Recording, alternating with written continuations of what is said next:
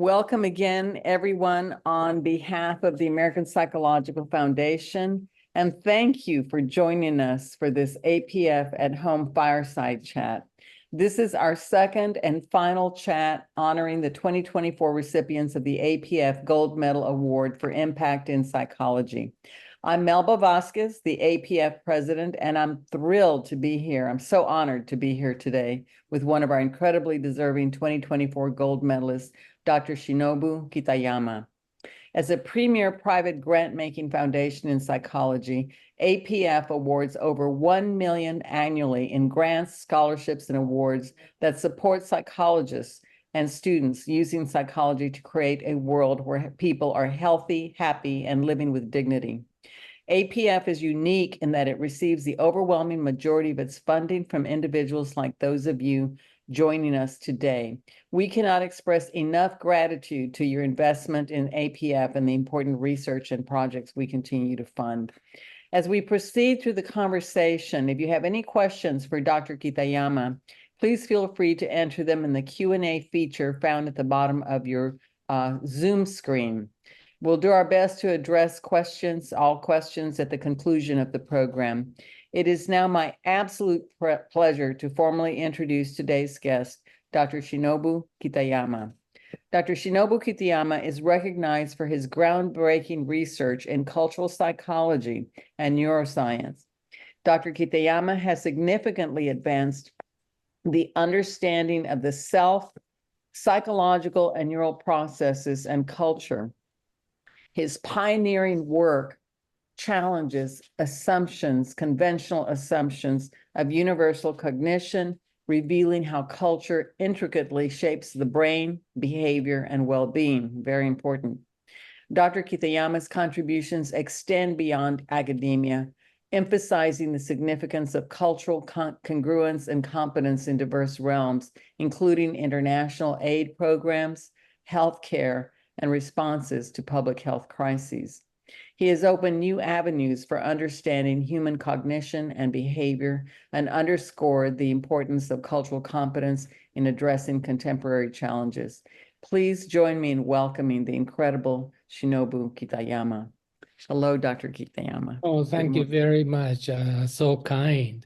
I'm very, very thrilled to be here, and I'm so humbled and honored to receive this extremely wonderful distinction. Thank you very much. It is an amazing honor, and you are well-deserved. Thank you again for joining us today. Let's dive right in.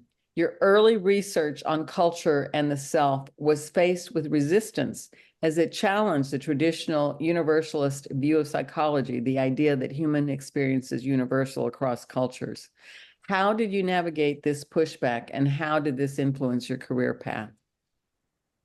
Well, that's a very interesting question. And I want to bring everybody back about 30, 40, maybe 50 years to 1980s, when cognitive psychology was at the helm and a very hegemonizing force in psychology. Now, you might remember that dominant metaphor was the human mind as a computer.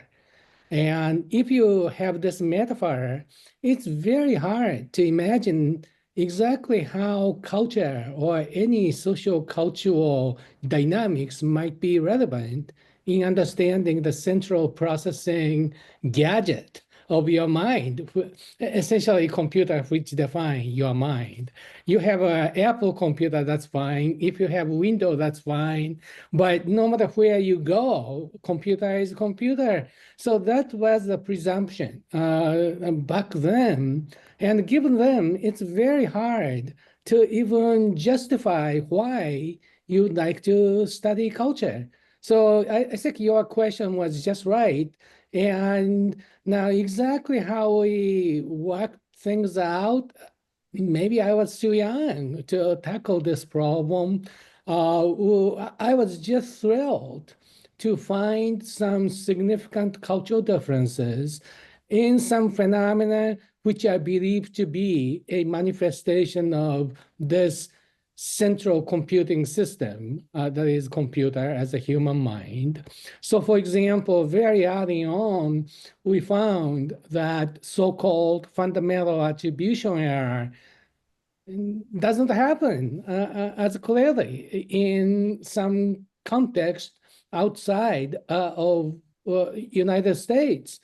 And now there may be many reasons, but I was young enough to be excited about the possibility that maybe fundamental building block of the human mind might be different across cultures.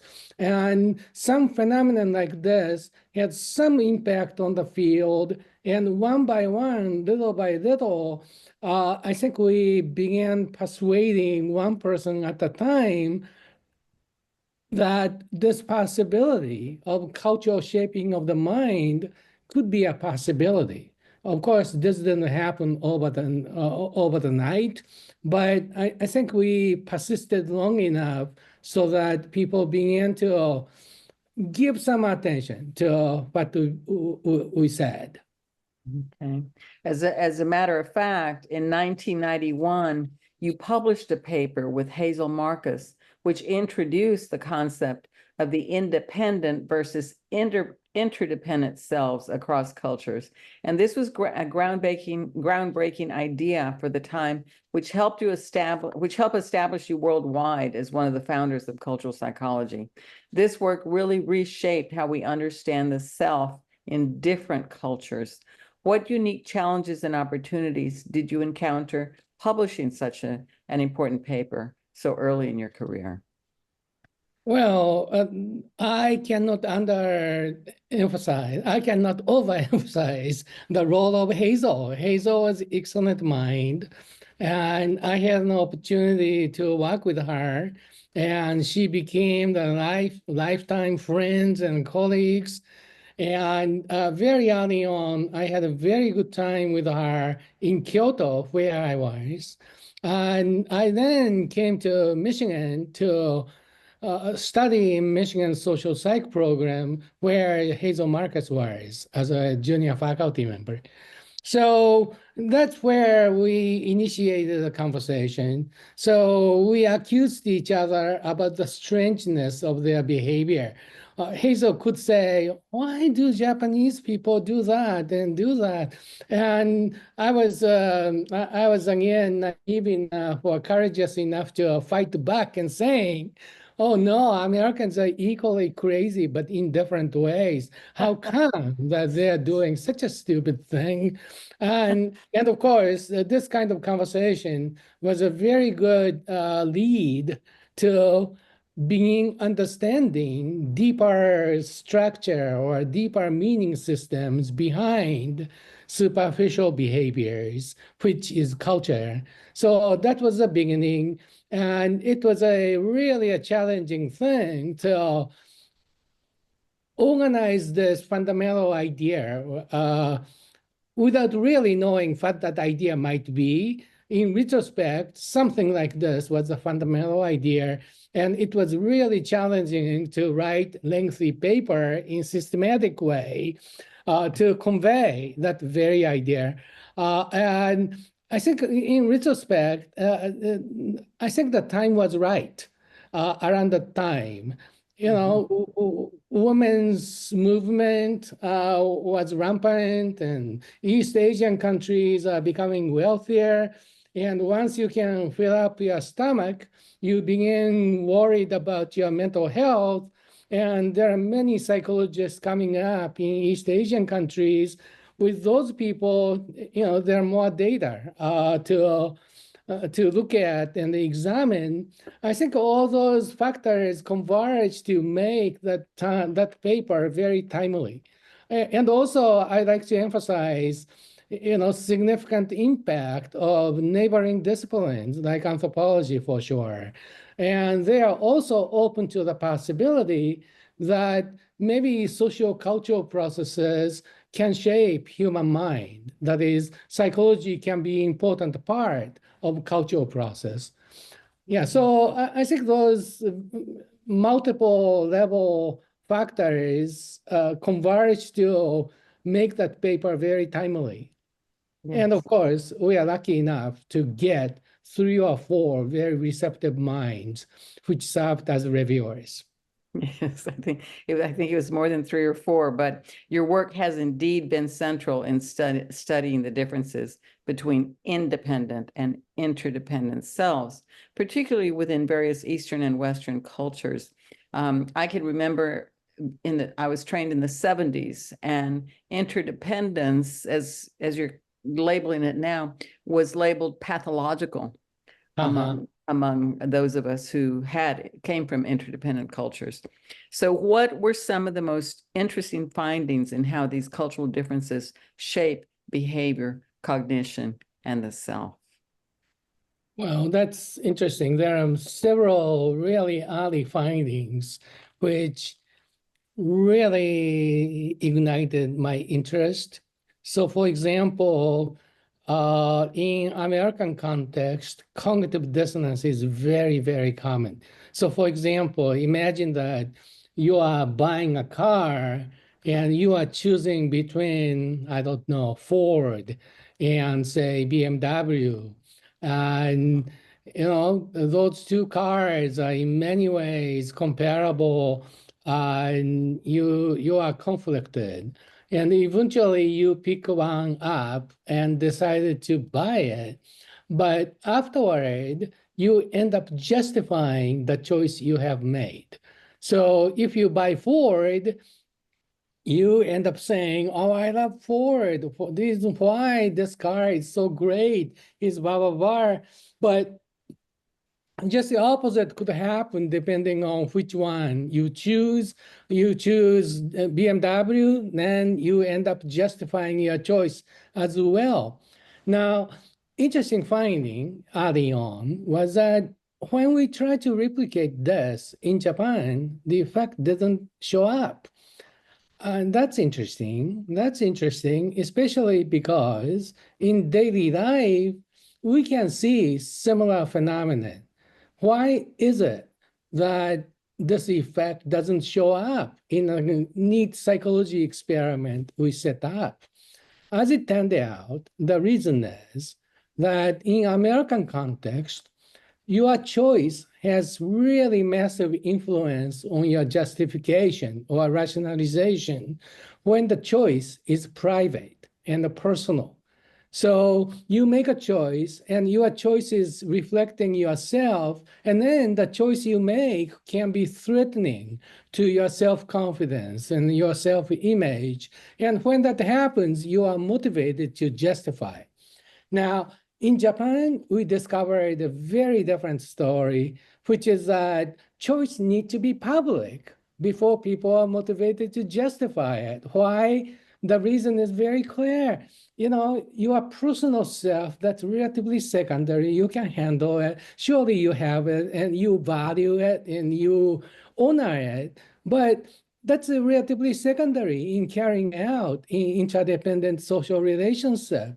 But actually, it's public choice that become known to other people, which makes you vulnerable. Oh my gosh, my wife, my friends knew that I ended up buying BMW. What can I do? That's the exactly kind of psychological motivation that puts you to rationalization. So here, this phenomenon in retrospect was very, very interesting because on the surface, something similar is going on. People buy one car over something else, and people end up rationalizing it. But condition in which this happens is very different, and also psychological processes, kind of lived experience, motivating this effect seem very different too. It's fascinating. That's fascinating. So, after graduating and establishing a tenure-track position at the University of Oregon, you returned to the University of Kyoto in Japan to help enhance psychological research there. Based on your understanding of cultural differences with the self and community in Eastern and Western cultures, What differences did you notice when comparing the academic environments in Japan and the US? And how did your research findings apply when navigating different academic landscapes? Well, that's an excellent question. You know, I had enough cultural shock when I came to Michigan for graduate study. But the amount of cultural shock I experienced was much larger when I went back to Japan, my home country, after, I don't know, maybe 10 years in the United States. And I think some experience like this may be very common. Once you get used to American way of life or academic life, which involves very assertive self-presentation, and you have to do show and tell, which you learned in your kindergarten days, and just do it in daily life. How great your story is, how great your theory is, and how wonderful this can do to the society. And all this package you need to master to do well, to flourish in American academia. Now, when I went back to Japan, I think I got enough to be able to do this American game. And when I tried to do it in Japanese context, it was a little bit too much, a little bit of, too much of personal self showing up, and try to promote my own greatness. And people are frowning at me without saying it. And took me a while to realize that what I was doing was not quite right. So that's one immediate impact I experienced. Now, in terms of academic environment, one observation I had can be described in this way. When you do research, when you apply your research findings to important social problems, and no matter what you do in academia, you have to consider past accomplishment, past theories, knowledge, existing knowledge, and try to do something new.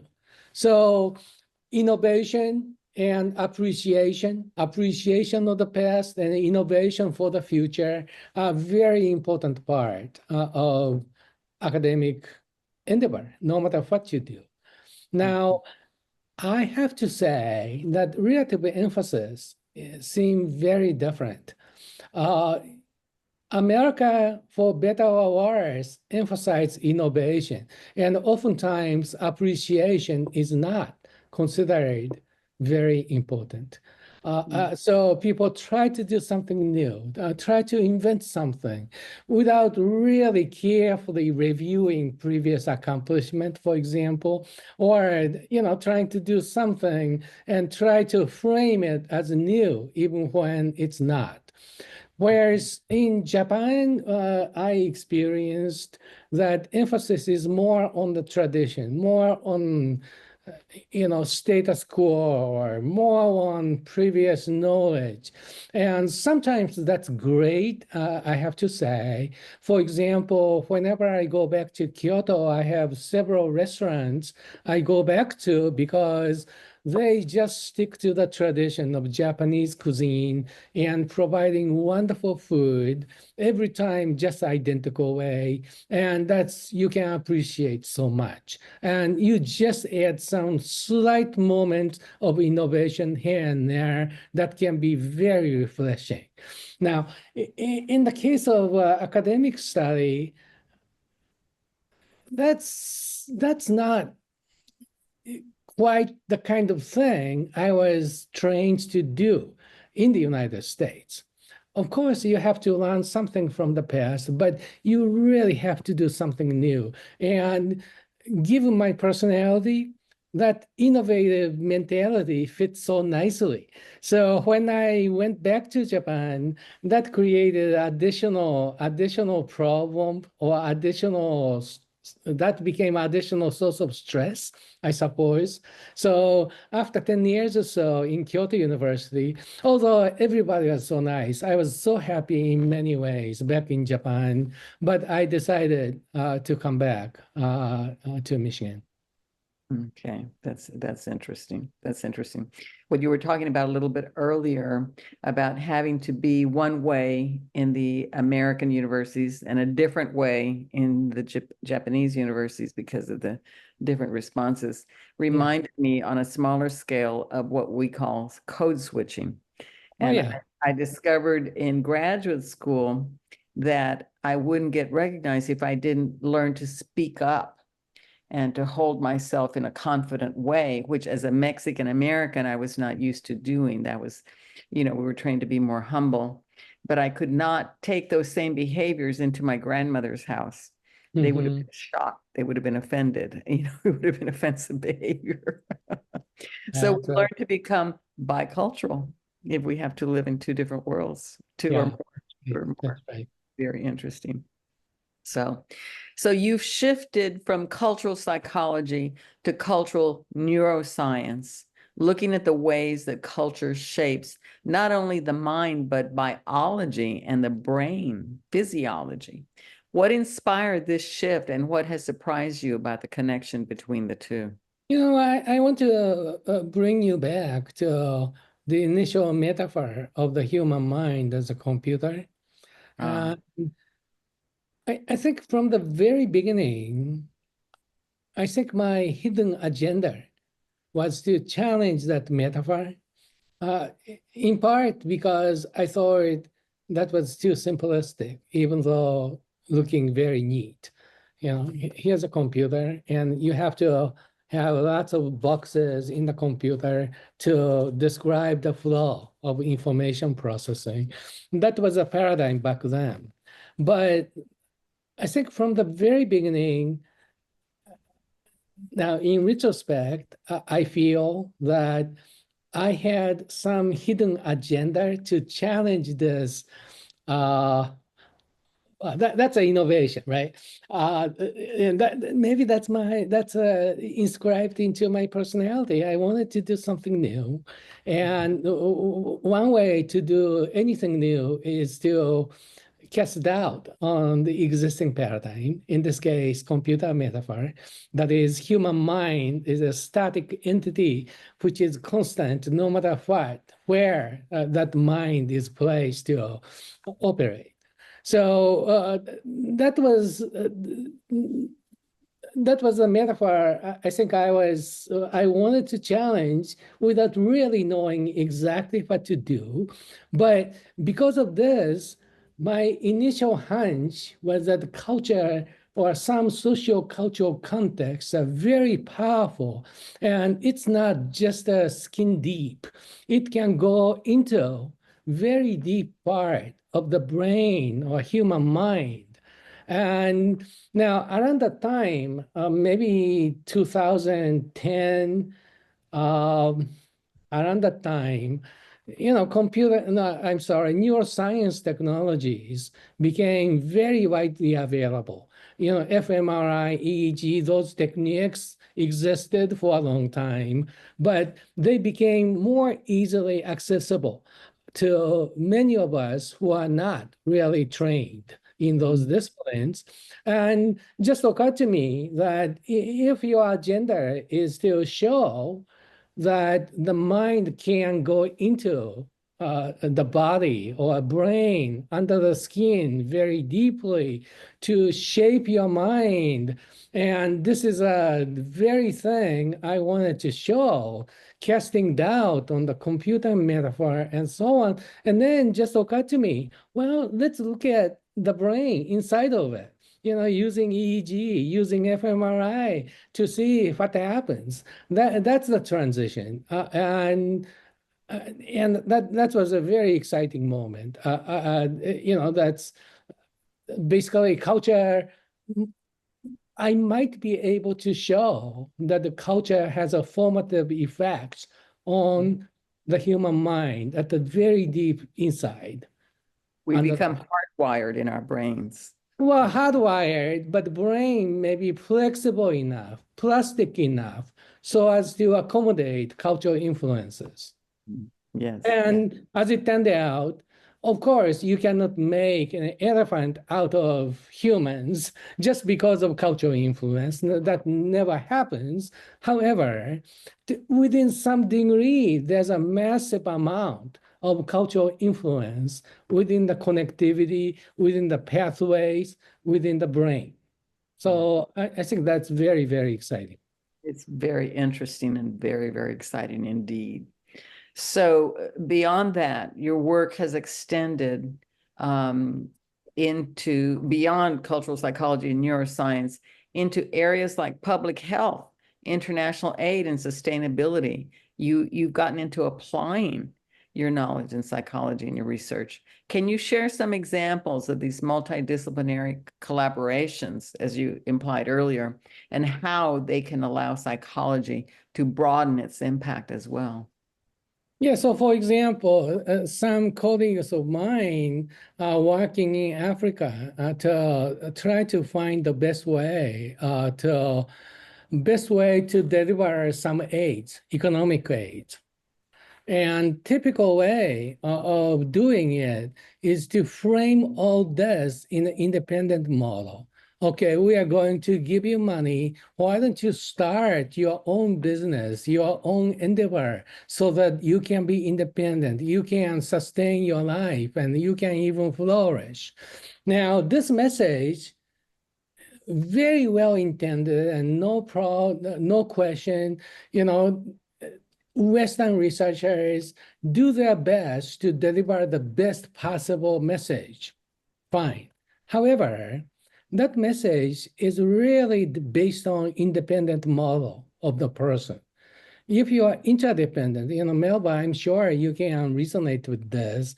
When you are living in Mexican community, you are embedded in family and kinship relations and so on, and you are suddenly picked up as a target of economic intervention. What would you feel? You want to be the independent entrepreneur by using this aid? Well, you might try to do it, but that also cuts you off from your community.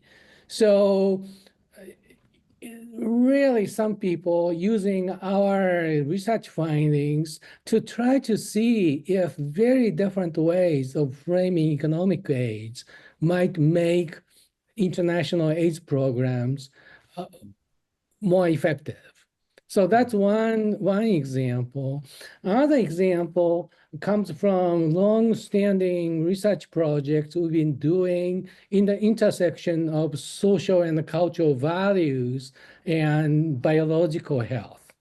And again, this was a really interesting project for me because that allowed me to look into inside of the body, how much of your body might be shaped by social-cultural processes. For example, your immune system might be influenced by social-cultural values and social-cultural conditions. And the answer is yes. And we are finding that biological health sometimes reveal cultural influences to a greater extent than your mental health does. So that's another example I can highlight to show how our work extended existing programs and knowledge in economics on the one hand, and kind of a medical science on the other hand. That's fascinating. I had never made that connection, but it makes me think of all those research projects on longevity. And people always look at what do they eat, how do they exercise, and so on. And I've seen very little research on the social cultural influences of those communities, those pockets around the world where people live to 100 and so on. But that's probably very important because you're right that our environments do affect issues like immunity and so on. That's very fascinating. What a huge area of research that could be. Right. That's very interesting. Okay, so there's so much there. You've been known for being an incredible mentor and collaborator and have mentored many leaders in the field today, including the 2023 recipient of the APF Charles L. Brewer Award, Dr. Beth Morling. I'm sure you're very proud of that, of her. How I'm very Yes. How do collaboration and mentorship play a role in not only shaping your research, but also in fostering the next generation of psychologists? well, it's to me, students and collaborators are really part and the parcel of my research and my identity. Whenever I do research, it's a collaborative work, and I learn from those students, and hopefully they learn from me. And what we accomplish is really collaborative effort. And it was very fortunate for me that some of the students are now very, very successful. So for example, uh, several of my students are really creating really became a very forceful force of psychology in Japan, for example, and that's very good. And also, numerous students of mine are in a very important position in American universities. So I'm very thrilled to see how they're flourishing. And, it's really so humbling experience to be told that I had some positive impact on those people. Mhm, mhm. I'm aware that there are different levels of mentorship. There are Mhm. people with whom you work directly. They're students or, that you collaborate with. And then there are other people, other forms of mentoring, of people with whom you have more minimal contact, but whose work you influence greatly. And so there are different, those are different levels of mentorship. I'm sure you've had people approach you and say, thank you for influencing my work, who you've never known this person. I'm sure, has that happened to you as well? Oh yeah, yeah. From time to time, they convey some thank you note, and for example, when I go to conferences, some of them show up and speaking to me, and those are very, very touching moments that makes me feel very satisfied in some deep way. That's when I realize how how much I how much impact I had on the lives of those people. And, I feel a little bit responsible too. They say, okay, they chose this line of work or this type of life because of my work, at least in part. Yeah. Uh, that's that's very touching, but at the same time, I feel a little bit responsible. Oh my gosh, that's what I did. Yeah, so I'm very grateful that I had an opportunity to have that kind of influence, and many of them become successful. Yes, yes. I just attended the National Latinx Psychological Association in Puerto Rico last week, Oh. and I had the experience because I'm older than you are, but I had the experience of seeing a number of young early career psychologists presenting amazing evidence-based research that they were applying in various ways. They're all in the academy throughout the United States at different universities. And it just inspired me so much. And it made me happy. I was in tears a lot of the time Mm, because I think when you get older, you're going to slow down, but you hope the work carries on, and to see so many people who say you've handed the torch, and there's different generations of young psychologists doing incredible work out there, and it's very touching and very inspiring. And I'm sure your smile on your face, it makes me. Absolutely, absolutely. Yes. At my career stage, interesting question is how soon do I want to pass the torch to the next generation? That presented a new challenge in my life. The more increasingly I try to give greater portion of work to younger people. So I try to serve as a more assistant role rather than leading role. But still, I try to make as much impact as possible so that the next generation researchers can flourish by using me as a kind of a jumping board. Yes, yes, absolutely. So, as one of the leaders in the field of cultural psychology, what do you envision for the field's future? Is there any emerging research that you're excited about or hopeful about? Yeah, I think most important thing is to extend the range of coverage, both spatially and also chronically, by which I mean is something like this. So for a long time in the study of culture, emphasis was given mostly to East and West, that is Western cultures and East Asia. And this happened for a variety of historical accident. Basically East Asia became wealthy about 20, 30 years ago, and that's where psychology began to flourish. And so it was a very reasonable place to expand psychology too. So before, psychology was nearly 100% Western, and now we added something to it by investigating East Asia.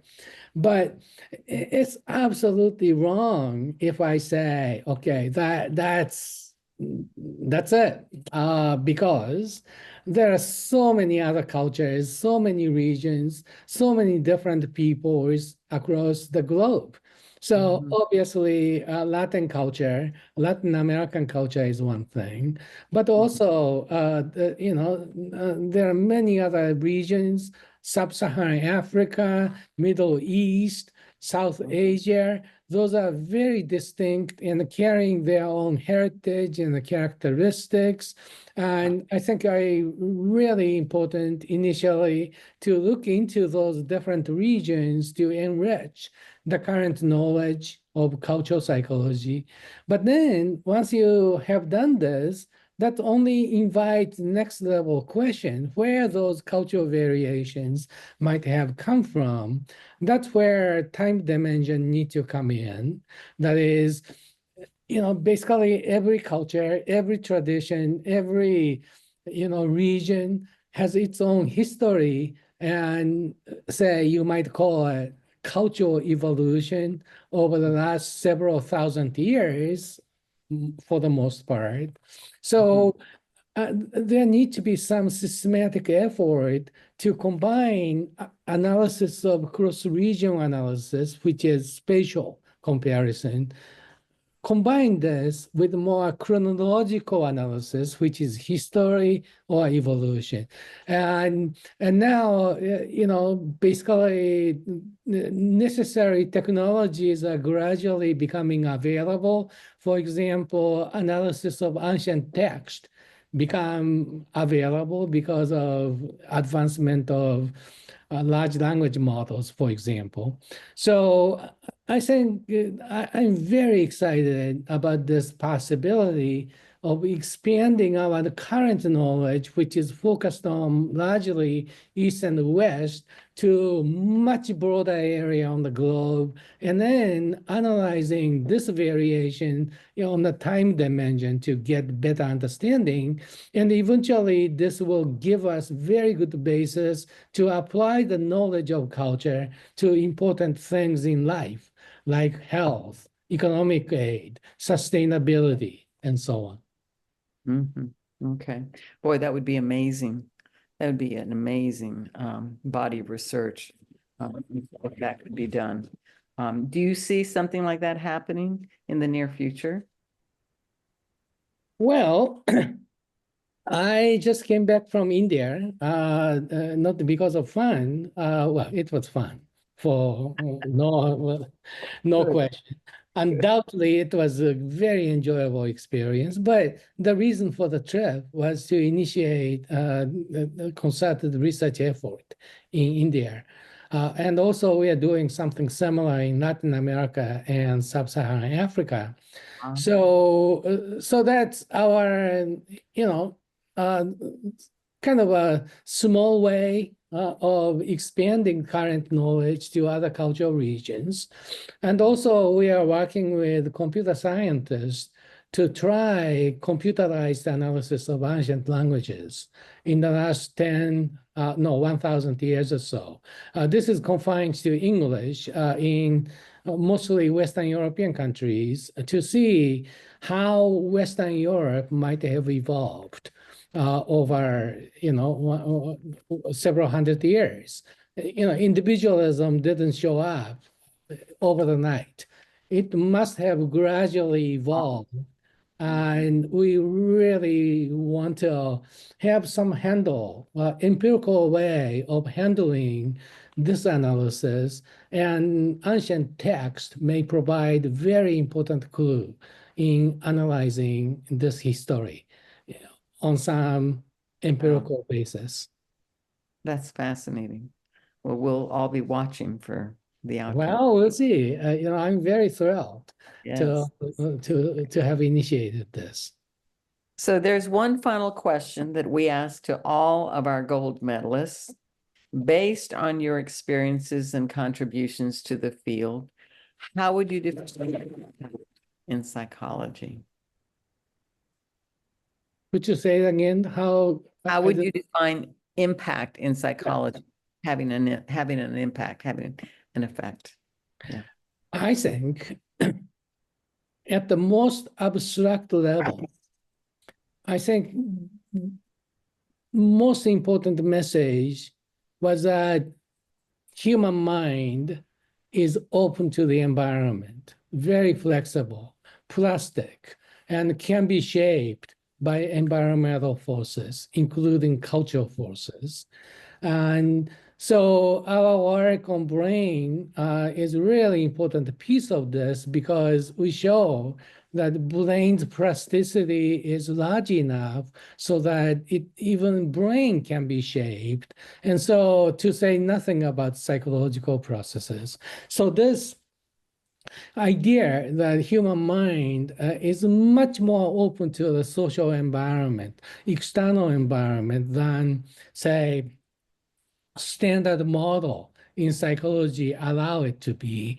I think that's the biggest important message. Now, we are now expanding on this to show how much culture, how important it is to consider culture in designing human interventions and economic interventions and health interventions. So those are kind of consequences of this fundamental idea. And so, I'm very, very thrilled to make this very important, I think, central conceptual point. And this has had some impact at the very general but very specific level in different segments, different facets of social and cultural world. That's certainly true. I can see how that would be very generalizable in many different ways, Well, so thank you, Dr. Kitayama, for sharing more about your incredible career and experiences with us. Is there anything else we haven't covered that you'd like to share before we go to the Q&A? I'm very thrilled to receive this award. I never imagined that my work was going to be recognized for the impact it has had And once I'm told that it has an impact, initially I was surprised, but then you persuaded me that I did have some impact, and which is great. And I'm very grateful that APF gave me this award, and very humbled and very honored. And thank you very much. Okay, well, you're very, very welcome. As I said, there are a couple of questions. Let me go ahead and see if I can get to them. The first one is, would you say that the best way to have good mental and physical health is to have some of USA culture, some of Japanese culture, some values of an African village, and be able to code switch when you use the appropriate one at the appropriate time, and then also try sensitively to bring others around to this integrated multicultural personality, even though most won't have the opportunities to traverse the cultures that you have had? Yeah, I think it's I think it's Melba, we already talked about code switching. Yeah. And that kind of code switching can happen at multiple levels. And I think it's really eye-opening to be able to go back and forth, depending on the context. And that make you realize that every context has its own logic. So what appears to be very natural in one context may not be so in other contexts, and you can appreciate how different value systems and how they are rational and they are valuable in their own ways. So I think this kind of a multicultural education and training may be very important part of establishing some degree of mental health across different people. So, some people may have a problem in adapting to some social cultural context, but they may be trained to be familiar with the other contexts where their way of being is very natural and much more adaptive, and that knowledge alone could have some healing power. So that's how I understood this question, which is excellent. And I think that way of thinking may be very useful. I haven't really, I haven't seen any, therapy or any interventions using this multicultural mindset principle, but something like this could be very, very promising. So wonderful idea, I think.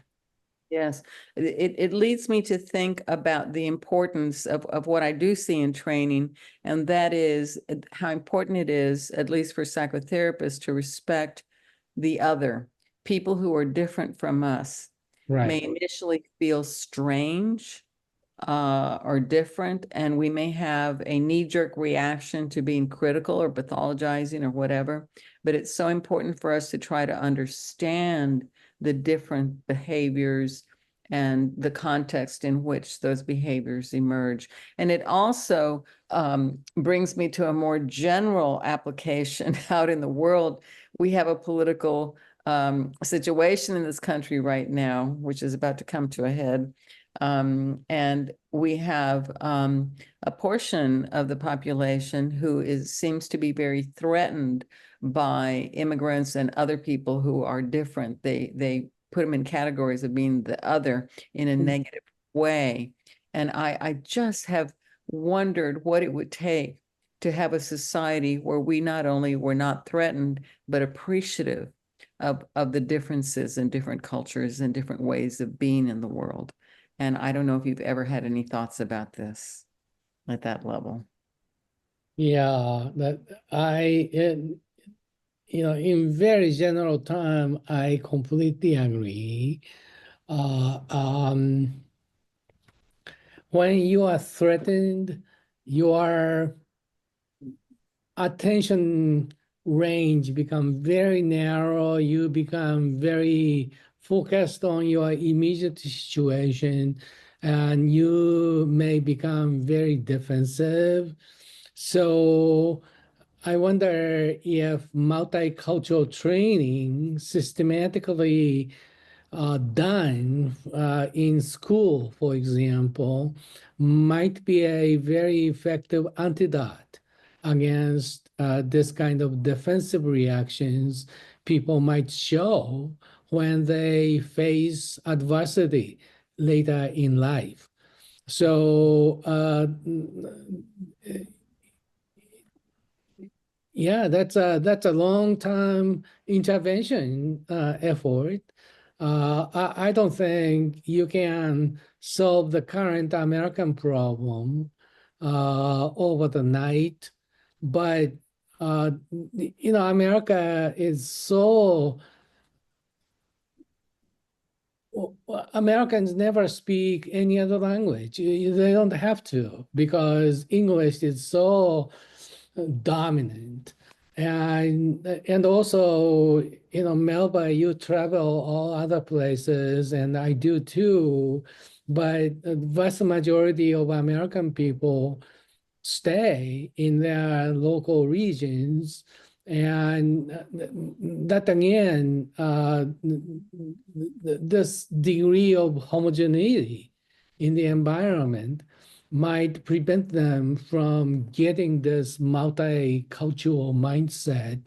And from very broad point of view, this homogeneity and this focus on their own tradition and tradition only might make people vulnerable when they're they have to handle some adversity, economic or otherwise, when that happens.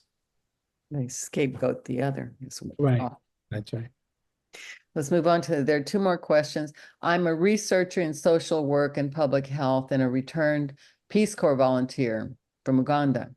My work is rooted in service to help vulnerable populations in crises. I think that Dr. Kitayama's points about America's push to present our work as unique and outstanding is receiving increasing levels of pushback and questioning by the global community, particularly countries and cultures that have a longer history and appreciation for shared experience, traditions, and communal thinking, and particularly in my fields. On many occasions over the years, I've shared my own drive to do the work that I do. Humility and faith are non-negotiators for me. And in America, those two sentiments in academia are very controversial and sometimes shunned.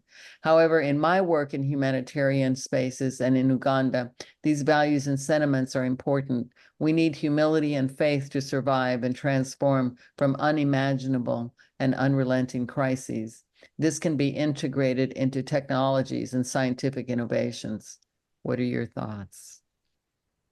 I agree. And as a researcher, humility is very, very important, especially when you do your work in foreign countries, especially in developing countries.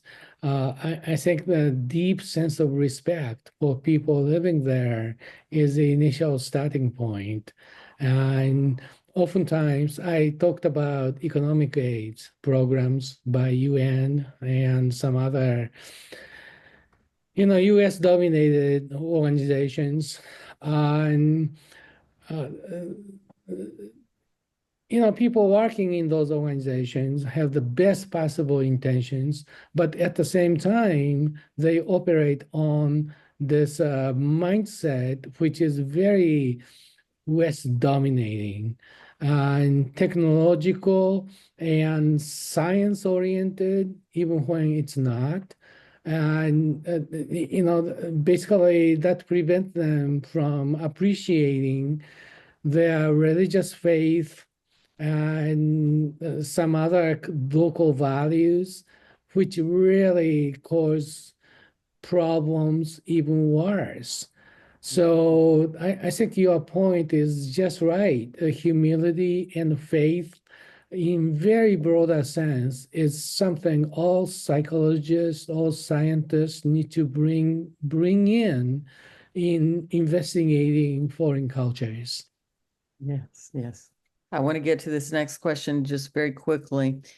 We promote cultural and cross-cultural competencies in psychology. What are key takeaways from your research for service providers? And also the message is congratulations, this is outstanding work. And you have about 1 minute to respond so that I can have another minute to end this wonderful webinar. Oh, thank you so much. Thank you. Thank you for the congratulations. I think, again, one interesting message that came out is some systematic training on multicultural training, frame switching, or code switching. And so, in principle, everybody knows that different cultures may have different point of view, different framework, and so on.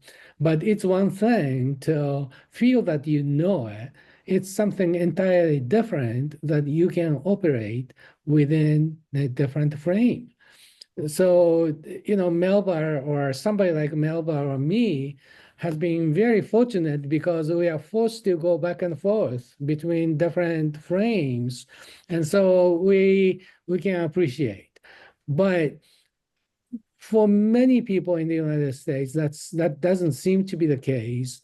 And I think that's one very important point of intervention to make health professionals very much more effective. And maybe APF may sponsor some program to promote this multicultural training for practitioners. I think something like this can be very, very interesting. And I would do everything possible to support such an initiative. Yes, yes.